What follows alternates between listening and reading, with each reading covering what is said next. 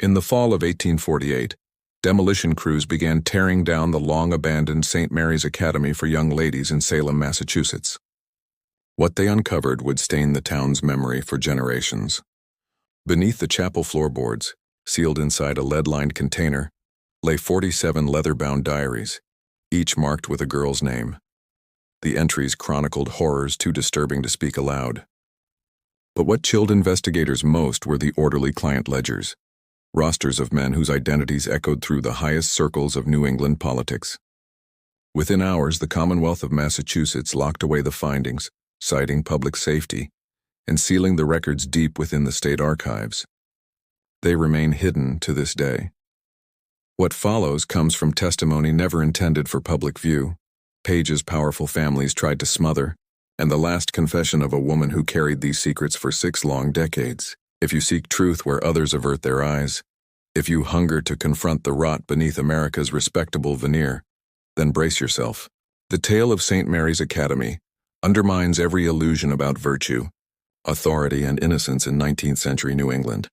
Now, journey with me to a time when wickedness wore the mask of piety. Salem in 1811 was a town desperate to forget its haunted legacy. The witch trials hung over it like a ghostly shroud, yet its leaders were determined to replace infamy with refinement and moral purity. Into this atmosphere of forced respectability stepped the Fairfax family, elegant, wealthy, and bearing impeccable credentials. Victoria Fairfax commanded attention the moment she entered a room. Tall, graceful, her steel-gray eyes seeming to pierce straight through one's thoughts.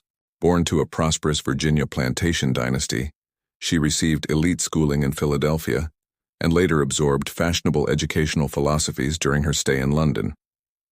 Widowed at 32 after her husband succumbed to yellow fever in Charleston, she inherited a considerable fortune, and with it, a fervent mission to elevate the moral character of young women. When Victoria announced plans to open St. Mary's Academy in Salem, the town's religious leaders hailed her as a gift from Providence.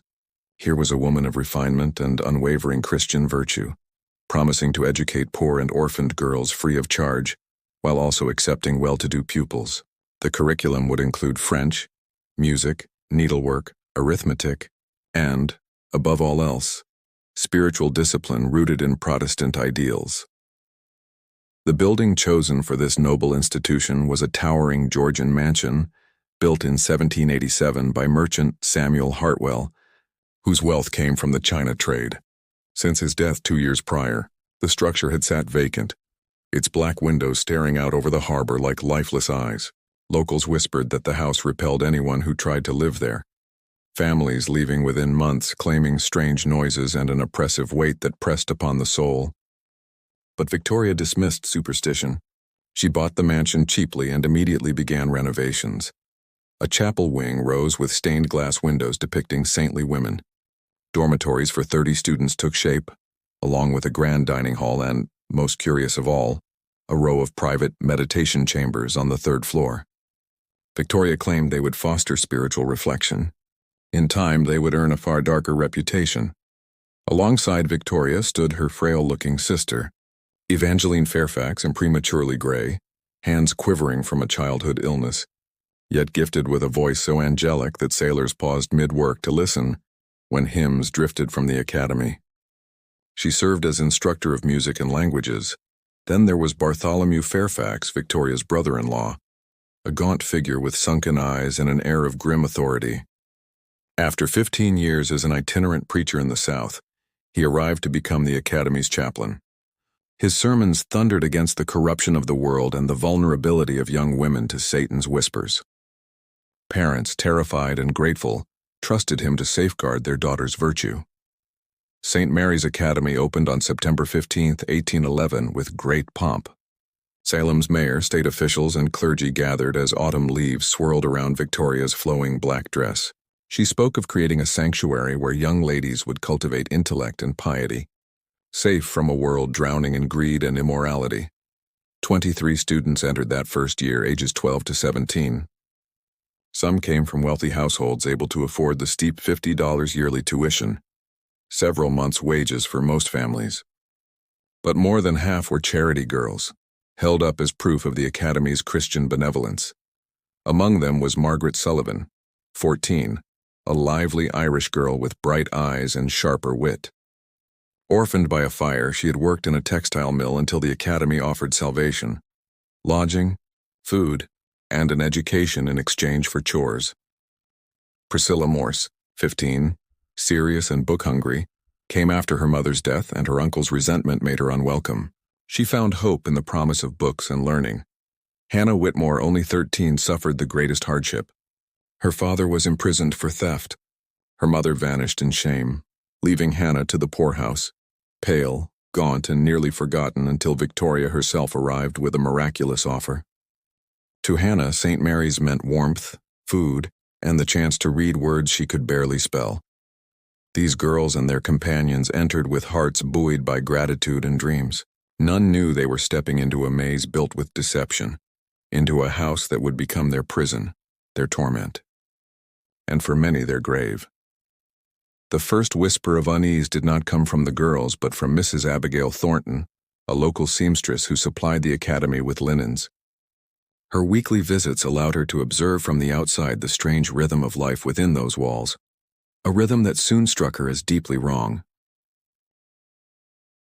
It was on a bleak October morning in 1812, 13, months after St. Mary's first opened its doors, that Mrs. Abigail Thornton noticed the first undeniable crack in the academy's pristine facade. She arrived earlier than usual with a delivery of winter cloaks and, to her surprise, saw several finely dressed gentlemen slipping out of the academy's side entrance. It was the very door that led to the third-floor chambers, the private rooms Victoria had once described as meditation spaces for the girls' spiritual growth. What disturbed Mrs. Thornton wasn't merely their presence, but their furtive behavior. These men, clearly of high station by their polished boots and tailored coats, kept their faces hidden beneath lowered hat brims as they moved quickly toward waiting carriages. Their haste suggested urgency, shame even. Over the following weeks, Mrs. Thornton began to watch the academy more closely. Soon she noticed a pattern. After dusk, unmarked carriages would appear, always at the side entrance. Sometimes just one, other nights as many as half a dozen. The carriages were elegant, belonging, she suspected, to merchants, lawyers, perhaps even politicians. But what frightened her more than the secret visitors was the gradual transformation she observed in the students. The bright-eyed girls who once greeted her with shy smiles and youthful excitement had become withdrawn, pale, and strangely hollow. When she glimpsed them through frosted window panes or caught sight of them passing in corridors during her deliveries, they moved as though half asleep, as if wading through some heavy, unseen fog. Some bore faint bruises along their arms, hastily concealed beneath long sleeves. Others had raw scrapes on their hands, explained away by staff as needlework mishaps. Margaret Sullivan, once lively and full of eager curiosity, seemed the most altered. The spirited Irish girl who used to chatter brightly about her lessons now barely spoke. Her once vibrant red hair hung dull and unkempt around a face that had grown pale and sunken. When her eyes occasionally met Mrs. Thornton's, there was a silent plea in them, desperation tinged with fear, as though she longed to speak but dared not. Then came the night that would forever sear itself into Mrs. Thornton's memory. On December 13th, unable to sleep due to a nagging cough, she rose at midnight to brew tea. Standing at her kitchen window, she instinctively looked toward the academy on the hill. There in the third-floor windows she saw an odd, flickering glow. Not the steady warmth of candlelight or lamps, but an erratic, dancing light like torches or a small fire burning in agitation. At first, she assumed someone was tending to a sick child. Then the sound reached her. Faint at first, then unmistakable, muffled screams, sharp and desperate, rising from the direction of the chapel. They fractured the night in brief bursts, choked, agonized, human. Mrs. Thornton pressed against the icy glass, heart hammering as silhouettes moved behind the chapel windows amid that eerie flicker. The distant cries echoed for nearly an hour, broken by haunting pockets of stillness that seemed almost worse than the screams themselves. By dawn, she tried to convince herself it was fevered imagination, a trick of illness and sleeplessness, but 3 days later, as she delivered linens, she learned that young Hannah Whitmore had died in the night, December 13th. Victoria Fairfax, dressed in somber mourning attire that somehow heightened her commanding presence, informed Mrs. Thornton with composed solemnity that Hannah had fallen suddenly ill and passed despite every effort of our devoted physician. A funeral followed immediately in the Academy's chapel, attended only by students and staff. Mrs. Thornton heard the hymns drifting down the hill, their voices trembling not with grief, but with fear. Evangeline Fairfax's delicate soprano soared above the others as angelic as ever, yet beneath its beauty lay a trembling sorrow that seemed almost like dread. Hannah was buried behind the Academy beneath a simple cross. With no family left to mourn her, the service was swift and strangely quiet. Victoria's expression as she spoke of the orphan girl's passing was unreadable. Too calm. Mrs. Thornton thought too practiced. As winter deepened, Mrs. Thornton noticed other girls fading in the same way Hannah had. They moved slower, spoke rarely, and drifted through their days as though drained of life. When she quietly asked after their health, Victoria replied with serene certainty that such symptoms were merely the strain of rigorous learning and necessary spiritual discipline. Poor girls, she said, often struggled to adapt to refinement and moral training. But the pattern became undeniable when tragedy struck twice more in February. 1813, Priscilla Morse, the solemn girl who always carried books, was found lifeless one morning, peacefully departed in her sleep. 3 days later, Mary Catherine O'Brien succumbed to what Victoria called brain fever, suffering violent convulsions before her death. Both were buried swiftly, funerals held in the same secretive fashion as Hannah's. The Academy's physician, Dr. Edmund Fairfax, conveniently the district coroner, declared each death natural, requiring no further inquiry. Mrs. Thornton felt trapped by her own insignificance. She was just a seamstress. Who would heed her concerns when St. Mary's stood as the crown of Salem's charitable pride? Victoria Fairfax was revered as a paragon of Christian virtue. Clergy praised her. Officials visited the Academy regularly, offering glowing endorsements of its mission. Yet the image of torch-like light flickering behind chapel glass, the stifled screams in the winter dark, and the hollow faces of the orphaned girls gnawed at Mrs. Thornton. Something was festering within those walls, something cloaked behind scripture and silk, concealed beneath benevolence and lace-trimmed respectability. But years would pass before even a fraction of the truth clawed its way into daylight. And when it did, it would reveal horrors deeper than anything Mrs. Thornton's imagination had dared approach. By spring 1813, an eerie stillness blanketed St. Mary's Academy. The building seemed to breathe sorrow, its silence heavy with secrets. 3 graves now sat behind the chapel, yet lessons and prayers continued as though nothing extraordinary had occurred. Victoria Fairfax appeared strengthened by each tragedy, speaking with fervor of suffering as a divine test and urging her students to embrace submission and sacrifice. Her sermons grew sharper, her gaze colder, like a blade sliding across silk as she spoke of obedience to those whom God had appointed as guardians of their souls. You must understand, she insisted, that the hardships of your former lives, years marked by poverty, abandonment, and moral uncertainty, have left stains upon your souls. Only the strictest spiritual discipline can cleanse them. The path to redemption is arduous, and some among you may falter, but those who endure will find rewards that surpass earthly imagining. The surviving students had learned to listen to such sermons with carefully controlled expressions, faces drained of emotion and minds hidden behind practiced stillness. They had been taught, through subtle pressures and overt consequences, that personal feeling and independent thought were unwelcome at St. Mary's Academy. Anyone who dared to ask questions or show too much curiosity about the school's inner workings found herself assigned to increasingly harsh duties: scrubbing floors with lye that burned the skin, tending the gardens beneath a punishing summer sun, or serving long hours alone in the third-floor meditation rooms. Forced to dwell upon her supposed sins, Margaret Sullivan, now 15 and almost unrecognizable as the spirited girl who had first arrived 18 months before, had become a master at this emotional self-containment. She moved through her days like a silent apparition, responding only when required, her thoughts carefully sealed behind eyes trained to reveal nothing. Yet beneath this disciplined exterior, her mind remained sharp. She observed everything. Patterns emerged in the Academy's routines, patterns that unsettled her deeply. Certain students were periodically chosen for what Evangeline Fairfax called special instruction, in the third-floor chambers.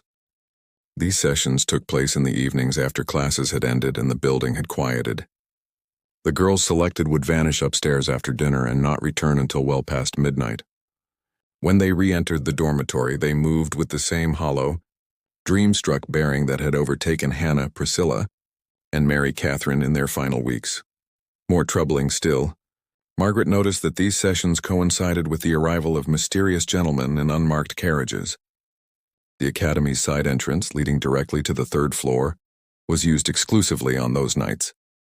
By day, all visitors entered through the grand front doors where their presence was formally acknowledged, but the nightly guests avoided daylight and public eyes. The girls chosen for these lessons soon began showing signs beyond simple exhaustion: loss of appetite, listlessness, persistent headaches, trembling hands. Dr. Edmund Fairfax dismissed these symptoms as spiritual awakening, claiming their souls grew more receptive to divine forces as worldly attachments slipped away. Yet Margaret recognized the same decline she had witnessed before death claimed her friends. The academy's rigid schedule was designed to smother both body and spirit. Days began at 5 with chapel, followed by a meager breakfast of tea and bread. Lessons stretched from 7 until 6, broken only by a lunch of watery soup. Evenings brought long moral lectures delivered by Bartholomew Fairfax, during which students sat in absolute silence, forbidden to question or speak. There was no opportunity for friendship, no room for thought. Attempts to whisper or pass notes earned swift, painful punishment. Despite this oppressive structure, a secret network formed: meaningful glances, subtle gestures, carefully coded exchanges during supervised moments. Margaret became an unspoken leader of this underground communication, gathering fragments of truth and sharing them when she safely could. Through these whispers, she learned that the special sessions involved far more than prayer. The chosen girls drank strange tea that left them dizzy, confused. They recalled being dressed in white garments that resembled burial shrouds, participating in ceremonies lit by candles and incense, reciting prayers in unknown tongues. And always there were the gentlemen, well-dressed, polished, and unsettlingly hungry-eyed, watching like judges, sometimes joining, always commanding. By the spring of 1813, Margaret understood the truth.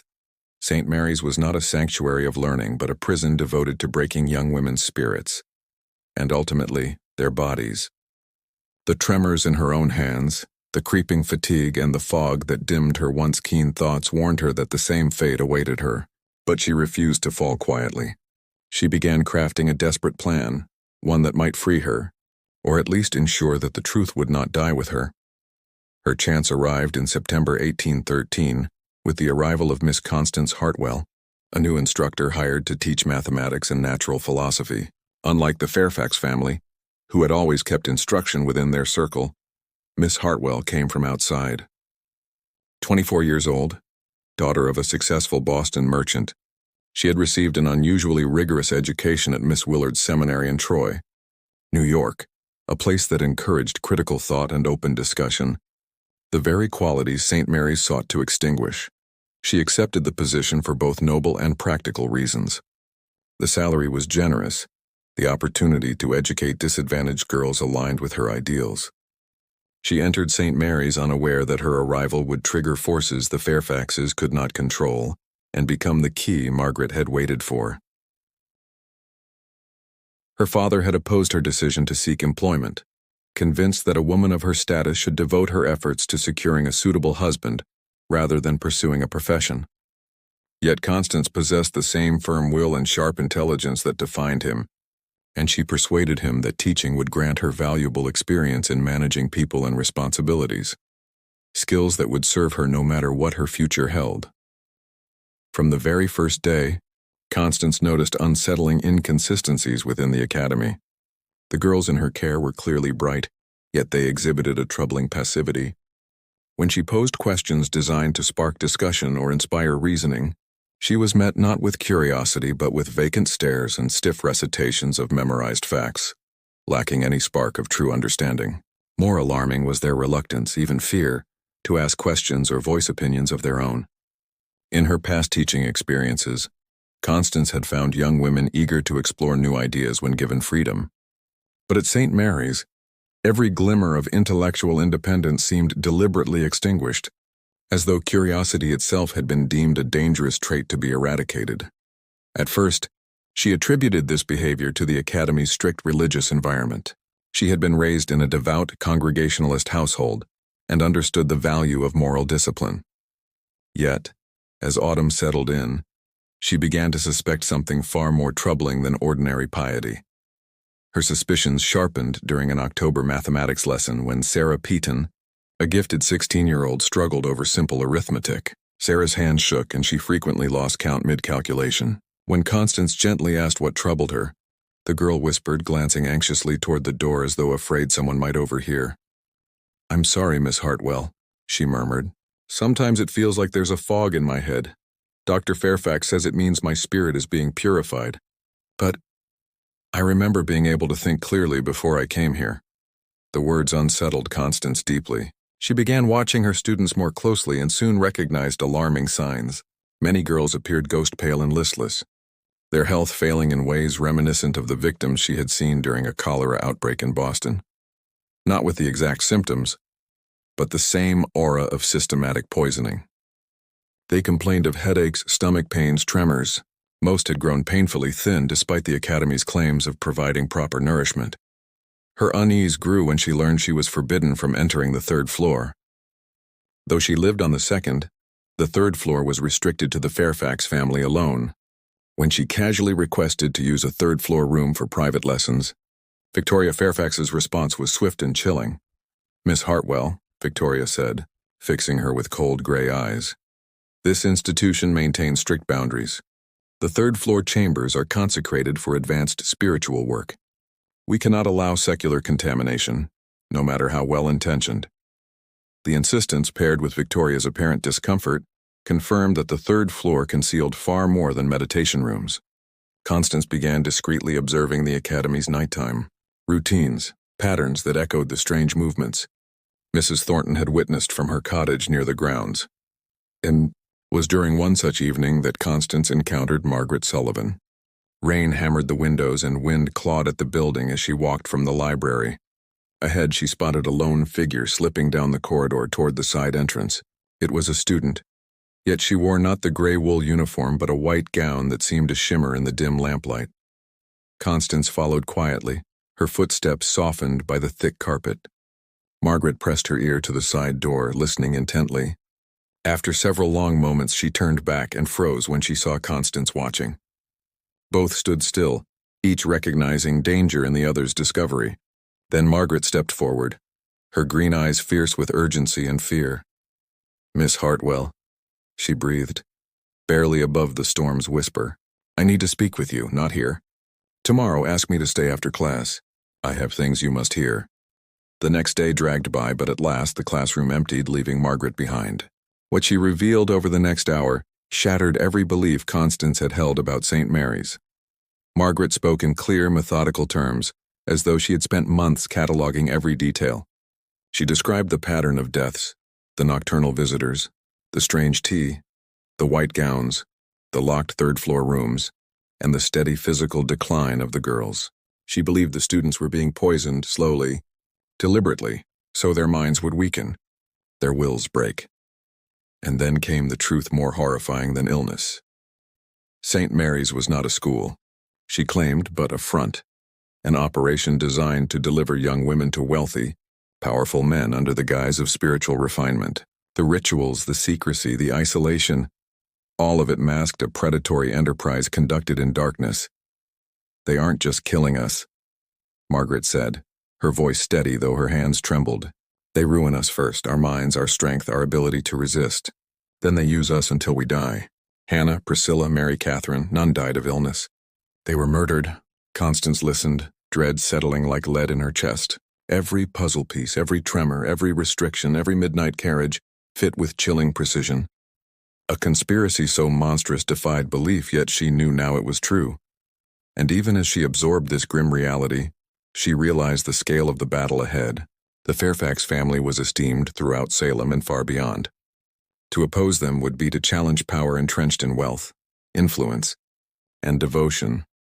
But she also knew this: she would not abandon Margaret, nor the other girls slowly being destroyed behind the academy's walls. Victoria had long been regarded as a model of Christian morality, Evangeline admired for her gentle nature and musical grace, and Bartholomew revered as a gifted preacher whose sermons drew praise across New England. Any accusations raised against such respected figures, especially by a working-class seamstress and a charity pupil, would be easily dismissed as jealousy, spite, or madness. To prevail, they would need proof, solid, irrefutable evidence of what was occurring within the walls of St. Mary's Academy, and they would have to obtain it without alerting the Fairfaxes, for discovery would mean death. The Academy had already demonstrated its capacity to silence inconvenient witnesses while preserving its facade of piety. As winter settled over Salem in 1813, two women embarked on a perilous contest against their captors, seeking the evidence that might save the remaining students and reveal one of the most insidious criminal enterprises in the young nation's history. Yet they were not the hunters, they were being hunted, outmatched by adversaries whose influence, resources, and ruthlessness they had only begun to grasp. Through the harsh winter of 1813-1814, St. Mary's Academy became a covert battleground where two desperate women gathered proof as suspicion and danger closed in on them. Constance Hartwell and Margaret Sullivan formed an unlikely alliance. One, an educated daughter of Boston's mercantile class, the other an Irish orphan hardened by hardship. Their contrasting backgrounds became an asset as they devised a clandestine intelligence effort inside the Academy. Their first breakthrough began with Constance's legitimate access to administrative spaces. As a teacher, she was permitted to work in Victoria Fairfax's office at designated times. There, with the help of Margaret's childhood, talent for picking locks, a skill learned during her desperate months on Salem streets, Constance began examining the contents of Victoria's private desk.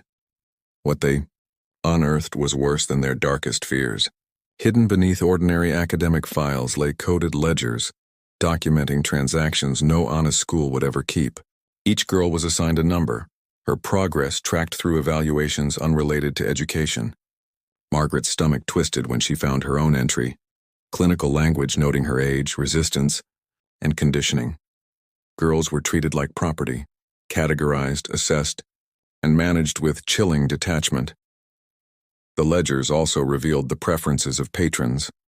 Age, appearance, and temperament recorded as though ordering goods. Letters in Victoria's elegant hand confirmed the sinister truth.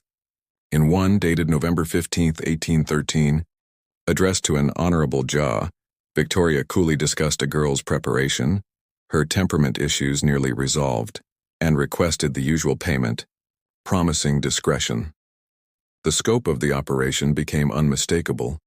St. Mary's served as a supply and conditioning center for wealthy clients across the region. Girls were systematically broken through drugs, manipulation, and cruelty until they became compliant. Those who resisted, fell ill, or became a liability were quietly killed, their deaths attributed to natural causes.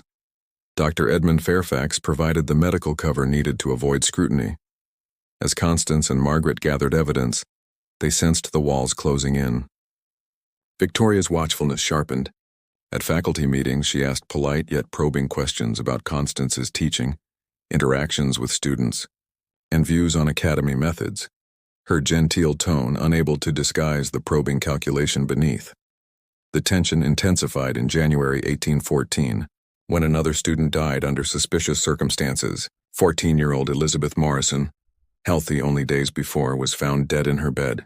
Edmund Fairfax conducted a cursory examination and blamed heart failure brought on by spiritual excitement. But Constance knew Elizabeth had not been ill. The timing was more disturbing still. Margaret had reported that Elizabeth had been summoned for special instruction 3 nights in a row and had been distressed afterward. She had begged to write to her parents, permission denied under the pretense that outside contact hindered spiritual growth. The night after Elizabeth's burial, Constance resolved on a dangerous course. She would infiltrate one of the secret sessions held in the third-floor chambers. Documents alone would never suffice.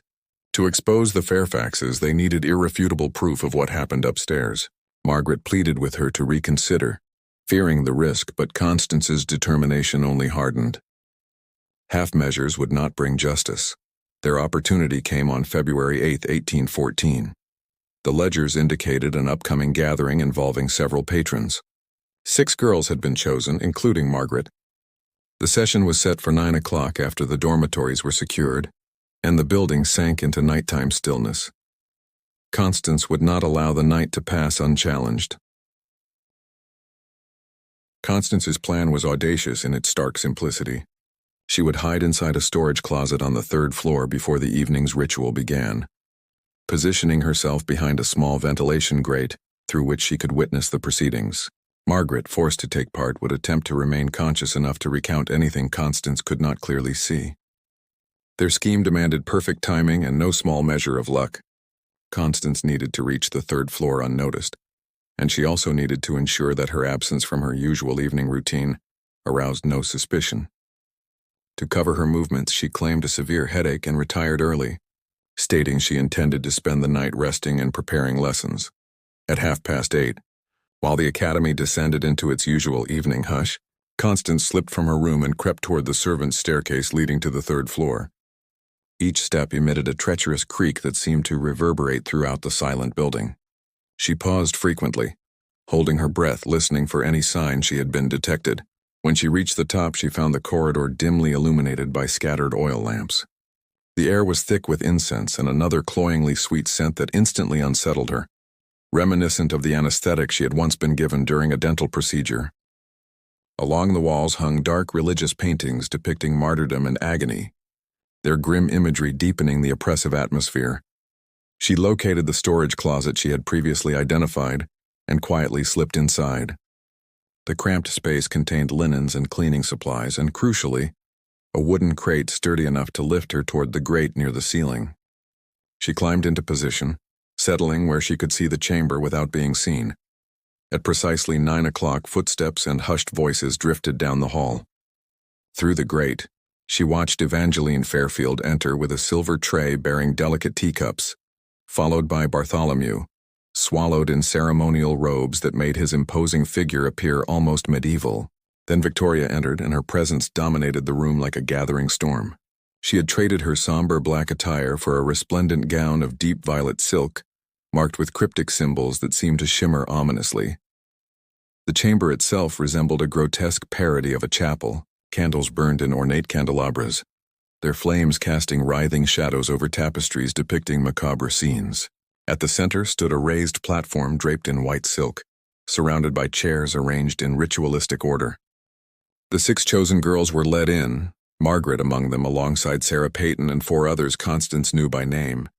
Each wore the same white gown Margaret had worn during her reconnaissance, and each moved with a dazed, drugged lethargy. Then came the clients, 6 prosperous men entering through a side door, faces marked by the smug confidence of those accustomed to indulging every desire without consequence. Constance recognized 3, a Salem merchant, a Boston legislator, and a judge renowned publicly for his moral strictness.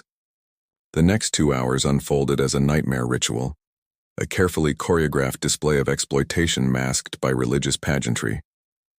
Drugged girls were manipulated and violated, their suffering veiled as divine sacrifice. Bartholomew directed the grotesque rite with chilling solemnity, Evangeline accompanied with ethereal music, and Victoria commanded every movement with cool precision, ensuring each man's desires were fulfilled under the guise of spiritual ceremony. When the ritual ended and the patrons departed, Constance remained frozen in the closet for nearly an hour, horrified and trembling. She had gathered the proof she sought, but she had also realized the enormity of the power protecting the Fairfaxes. Judges, politicians, merchants, and clergymen formed their circle. Even escape and testimony might lead only to silence and death. Still, the thought of the girls who would continue to suffer steeled her resolve. Days passed under increasing tension as staff and students sensed a shift in the academy's atmosphere. On the morning of February 14th, Constance awoke to a note slid beneath her door in Victoria's elegant hand. Miss Hartwell, report to my office after chapel. We must discuss your future at St. Mary's. The polite phrasing barely masked the threat. Constance's pulse quickened. She dressed with shaking hands, wondering whether Margaret had also been discovered or already removed. Chapel that morning simmered with suppressed dread. Victoria's voice wavered ever so slightly during scripture, and her fingers tightened around the pulpit. Her piercing gaze swept over the girls repeatedly, like a tally being taken. Margaret stood among the students, but her eyes were dull, her posture wavering, clearly heavily drugged. When their eyes briefly met, Margaret's resigned expression struck Constance like ice. They had been found out. After chapel, Constance walked to Victoria's office with the heavy certainty of a prisoner approaching execution. Victoria waited behind her desk, the mask of benevolent headmistress abandoned entirely. The confrontation had begun. The woman who lifted her gaze when Constance entered was no longer the polished headmistress. She was a predator savoring the moment before striking. "Please sit, Miss Hartwell," Victoria murmured, her voice smooth and silken, carrying the menace of a knife hidden in velvet. "We have much to address." Constance obeyed, forcing her face into calm neutrality despite the terror tightening in her chest. She had prepared for something like this, rehearsed lies, desperate explanations, but one look into Victoria's knowing eyes made it clear that deceit would be useless. "I trust your recent nocturnal wanderings proved enlightening," Victoria continued, opening a leather-bound folder. Constance's heart plummeted. Inside were sketches of the third floor, copied ledger pages, and worst of all, sheets covered in her own handwriting, notes from her secret investigation. Weeks of clandestine work sat there in damning detail. That they had been found meant only one thing. Someone had betrayed them. Someone with access to her private documents and knowledge of her every move. "You seem startled," Victoria observed, a trace of amusement curling her lips. "Did you truly believe your amateur investigations could elude notice in a place where information is our greatest asset? We have tracked your activities from your third week here. Every paper you touched, every whispered conversation, every midnight venture documented." The revelation struck like a blow. If they had known all along, then the evidence she thought she'd uncovered had been fed to her, placed intentionally. Which meant there had been a purpose behind allowing her discoveries. But what? Victoria's gaze sharpened as though hearing her thoughts. "You are wondering why we allowed your little crusade to continue, rather than disposing of you immediately. Simple, you were useful. You revealed weaknesses in our systems. More importantly, your meddling helped us identify troublesome tendencies among certain students." As if on cue, Bartholomew entered, towering in the doorway like a specter, followed by two unfamiliar, rough-looking men, silent enforcers clearly working beyond the family circle. "Miss Sullivan has been most forthcoming," Bartholomew announced with grim satisfaction. "She detailed your schemes, your findings, and your intentions to expose us. The betrayal burned like acid. Margaret, brave, resilient Margaret, had broken. But as Constance looked at Bartholomew, something in his eyes suggested the truth might not be as simple as he claimed. Victoria rose and stood before Constance, expression serene and merciless. "Your father's influence in Boston complicates matters. Your disappearance would prompt inquiry, unwelcome scrutiny. Yet your continued existence is problematic." She paused, voice shifting into a coaxing purr far colder than any threat. "There is a third option. Join us. Your education, your connections, they would serve us well. We have far-reaching operations. With loyalty, you would earn rank, wealth, power." It was spoken as an offer, but Constance heard the truth. Join them or die. There was no illusion of escape. She opened her mouth to stall, to buy time when chaos erupted in the hallway. Shouts, boots pounding, doors slamming. Victoria's composure faltered, confusion flashing across her face, followed swiftly by fear. The door burst open. Men in Massachusetts State Constabulary uniforms stormed inside, led by a tall officer whose presence shifted the room's power instantly. And behind them, Margaret Sullivan, fierce-eyed, alive, unbroken. "Victoria Fairfax," the officer declared. "You are under arrest for conspiracy, kidnapping, and murder. Bartholomew Fairfax, Evangeline Fairfax, you are likewise charged." He turned to the two hired brutes. "You will remain for questioning." For the first time, Victoria shattered. "This is outrageous," she shrieked. "You have no authority. This academy is chartered by the Commonwealth. We have sworn testimony, documentary evidence, and eyewitness accounts of crimes committed here," the officer cut in. "You will comply peacefully or force will be used." As constables moved in, Margaret rushed to Constance, exhaustion and triumph warring in her expression. "I'm so sorry," she whispered. When they confronted me 2 days ago, I knew it was our only chance. I pretended to break, told them what they wanted. They trusted me enough to loosen their watch. In hushed urgency, she explained. She confessed everything but feigned fear, gaining movement within the academy and access to the side door. Under cover of night, while they believed her sedated, she slipped out and ran to the Salem constabulary. Her testimony had first been met with disbelief, but her detailed recall of names, dates, and financial dealings forced action. Most crucially, she provided the scheduled list of elite patrons expected that night, men of such prominence that catching them in the act would ignite undeniable scandal. Faced with the opportunity to expose monstrous corruption among the Commonwealth's elite, authorities mobilized immediately. As the Fairfaxes were shackled and dragged away, their empire began collapsing with breathtaking speed. Before noon, Dr. Edmund Fairfax was taken into custody at his private office, their carefully maintained illusion finally irrevocably destroyed. As officers dispersed through the academy, securing ledgers and questioning the shaken survivors, a far larger storm began to break beyond its walls. The web of influential men who had quietly supported the institution discovered themselves suddenly cornered, their identities emerging in seized correspondence and sworn statements from young women who no longer feared silence. Yet the most decisive testimony did not come from a student or staff member. It came from a seamstress, Mrs. Abigail Thornton, long dismissed as an over-imaginative laborer with no business questioning an elite school, had kept meticulous notes for more than 2 years. She recorded late-night deliveries, shadowed figures entering the chapel after midnight, and the steady decline of the girls she encountered during fittings. When investigators reviewed her journal, they realized she had inadvertently built a ledger of truth, one that confirmed every claim made by Constance and Margaret and turned whispered allegations into a documented pattern no court could ignore. The Fairfax trial would soon become one of Massachusetts's most infamous legal spectacles, its proceedings exposing rot at the highest levels of society and revealing how easily the influential can prey upon the vulnerable when cloaked in moral authority. Yet the full horror of what transpired at St. Mary's would only come to light after months of examination, interviews, and forensic review of the Academy's records. For nearly 6 months, state officials combed through documents and interviewed any survivor willing to face the memories. What they uncovered stunned even seasoned prosecutors. Over 40 young women had perished, not from illness as reported, but through calculated poisoning meant to silence them once they ceased to be useful. The St. Mary's conspiracy had thrived for 3 years in near-complete secrecy, operating with chilling efficiency. When the trial opened in September 1814, it captivated the nation and echoed across the Atlantic. Newspapers portrayed the scandal as a testament to the dangers lurking beneath America's refined veneer. Victoria Fairfax, poised even in infamy, attempted a defense rooted in helplessness, portraying herself as a woman controlled by powerful men.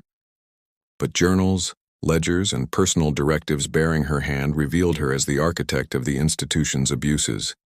Bartholomew Fairfax's defense, built upon claims of misunderstood religious rites, collapsed under scrutiny. The rituals he cited bore no resemblance to any Christian doctrine, but instead appeared devised solely to mask systematic exploitation. The most haunting figure was Evangeline Fairfax. Physicians discovered she had been administered narcotics for more than a decade, leaving her mind fragmented and reducing her to a puppet in her family's scheme. Her musical performances, once admired, were revealed to be part of a trauma-conditioned trance, with little conscious memory remaining. The elite clients who frequented the academy met varied ends. Certain judges and statesmen fled New England under shame, while others purchased their safety with influence and well-placed bribes. Still, the scandal permanently tarnished at least a dozen prominent reputations. Proof, at last, that social rank was not perfect armor. Dr. Edmund Fairfax received 20 years in prison for falsifying death records and enabling the medical cover-up, his conviction shaking the region's medical establishment and warning other physicians complicit in similar schemes. Victoria and Bartholomew Fairfax were sentenced to hang, Victoria becoming the first woman in Massachusetts executed for crimes outside the context of the witch trials. On November 15, 1814, before thousands who gathered from across New England, the sentence was carried out. Margaret Sullivan was celebrated as a national heroine, her resolve praised as a triumph of moral courage over corruption. She dedicated her notoriety to public service, founding a charitable school for disadvantaged girls in Boston. Over 3 decades, her institution educated hundreds who later became nurses, teachers, and advocates for reform. Constance Hartwell returned to Boston, eventually marrying a like-minded educator. Together, they established an academy committed to reasoning, inquiry, and oversight, rejecting obedience-based instruction in favor of critical education. Constance spent her life pushing for independent school inspections to prevent abuse cloaked in scholastic respectability. St. Mary's Academy itself was razed in 1815, the sale of its materials funding reparations for victims' families. For 2 decades, the site remained untouched, before becoming a public memorial park. A stone monument lists the names of the 43 lost girls and bears a stark inscription. They were unseen in life, but history remembers them. The scandal forever reshaped American educational laws. Massachusetts became the first state to mandate systematic oversight of schools for vulnerable youth and required transparent record-keeping. Other states soon followed, and modern educational regulation traces its lineage to those reforms. But beyond legal change, the legacy of the case lay in its message. Neither money nor piety could shield wrongdoing when truth was spoken with courage. The downfall of the Fairfax network proved that justice, though slow, could still reach the powerful. The tragedy of St. Mary's endures as a warning: how institutions founded on virtue can be corrupted, how innocence can be preyed upon by those wrapped in respectability, and how a handful of determined voices can expose vast darkness. Margaret's words from the witness stand echoed long after the verdict. They believed we were powerless, too poor, too young, too alone. They believed that no one would listen. But even the powerless become strong when they stand together in truth. 2 centuries later, society continues to confront similar challenges, safeguarding the vulnerable, demanding transparency from institutions, and defending those who speak against injustice. The girls of St. Mary's, silenced in life but remembered in death, left behind a mandate: never allow cruelty hidden behind virtue to go unchallenged. Their story calls out across time: remember us. Learn from our fate, protect those who cannot defend themselves. The past instructs those willing to heed its warnings.